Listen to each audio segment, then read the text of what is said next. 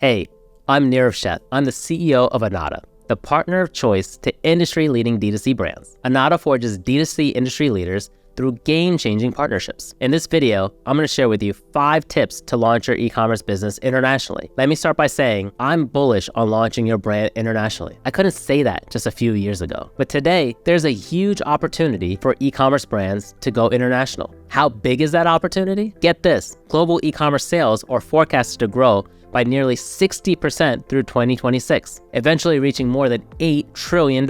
Here's why. Number 1, smartphones will increasingly drive e-commerce sales around the globe. It's estimated that over 6.5 billion people had smartphone subscriptions in 2022. Number 2, increased internet access for people living abroad. They are starting to buy from brands that were at one time inaccessible in their market. Number 3, rising salaries around APAC countries. Wages are rising and trending towards continued growth. More and more people are spending their money online. Number 4, access to buy now, pay later payment options. Items and goods that were once unaffordable can now be bought with more flexibility. The global buy now, pay later market was valued at more than $5 billion in 2021. All this to say, the future of global e-commerce is on the rise and will grow steadily over the next few years. Soon, choosing only to sell in the US market could become the equivalent of not launching an e-commerce store pre-pandemic. You won't just miss out on sales, you'll be missing out on serious long-term brand growth. Thanks largely to Shopify Markets Pro, Global E, and a slew of translation apps and AI, e-commerce retailers today have fewer roadblocks than ever to expand into the international market. So without the roadblocks that once surrounded global commerce, the question isn't, should I launch my e-commerce business internationally? But instead, what can I do to ensure international brand success? The opportunity to launch international is now. So here are 5 critical steps for a successful international launch of your e-commerce brand. 1,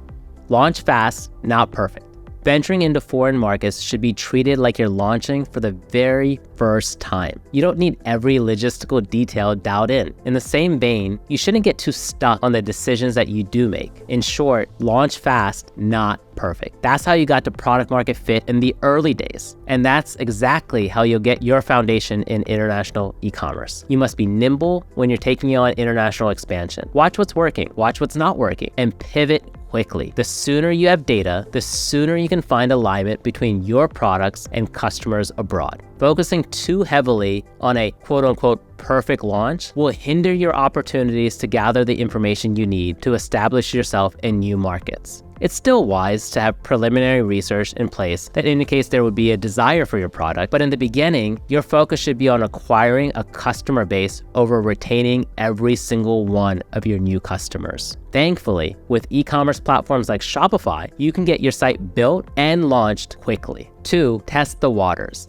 Begin your international expansion with a subset of your products, not all of your products. Just because you've grown your SKU count substantially, remember, you didn't start that way. So instead, start with your most popular products and the ones researched for the market you're entering. Additionally, analyze the market's existing competitors. Is there a demand for your products in your industry? Your goal is to be confident that your offering will resonate with a new customer. Because again, the target customers of your current market may differ from those you want to target in another market. Leaning on SEO research for this part can be especially helpful. Look into search trends for your products or your competitors' products. Are there any commonalities between customer searches? Do you find any gaps between customer expectations and what a customer actually receives? Once you've gathered preliminary data, go for the soft launch and analyze the results. 3, don't build a new tech stack. Account for required tech, not a complete stack. Trying to get everything that works domestically into an international storefront takes a lot of effort and is likely not needed to satisfy your new markets in the early days. So instead, prioritize core features that impact customer experience, like payment options, international shipping options, or local shipping returns, customer support ticket creation. It's all too easy to go down the rabbit hole of tech stack, especially when you want to be as prepared as possible for other markets. But Shopify Plus's e-commerce platform has a variety of international solutions already available. 4,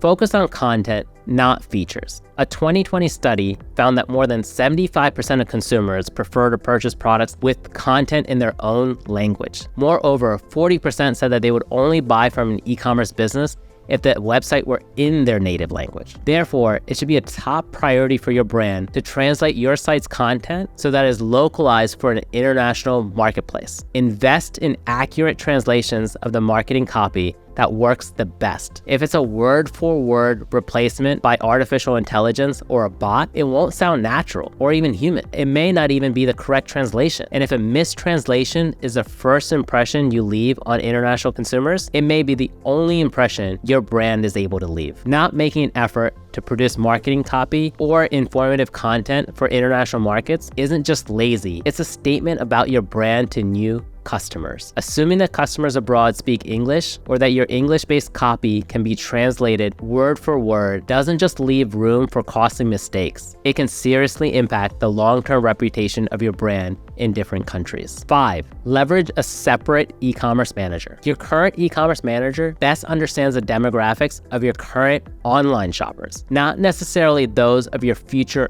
international shoppers. So it's critical to employ a separate e-commerce manager for the international side of your business. You'll want to find an individual who understands international strategy, has experience expanding into different markets, and can act as a guide through the process. The reason you want a separate e-commerce manager for your international side is the same reason why you wouldn't have your LA store manager also work your Boston store. Different audiences and way too much work. So, should you launch your e-commerce business internationally? Although international expansion is a big undertaking, the opportunity for long-term growth will likely outweigh any logistical drawbacks when you're first starting out. While factors like international shipping and returns, warehousing, and the need for multiple Shopify stores were once deal breakers, more solutions exist today. Today, when e-commerce businesses expand into other countries, they aren't just rewarded with international sales. Their brands scale to entirely new heights. I hope you enjoyed this. Let me know what you think or any questions you have by leaving your thoughts in the comments. You can learn more about Anata at anata.io. We serve as a genuine extension of your team so that you can achieve previously out of reach milestones and win.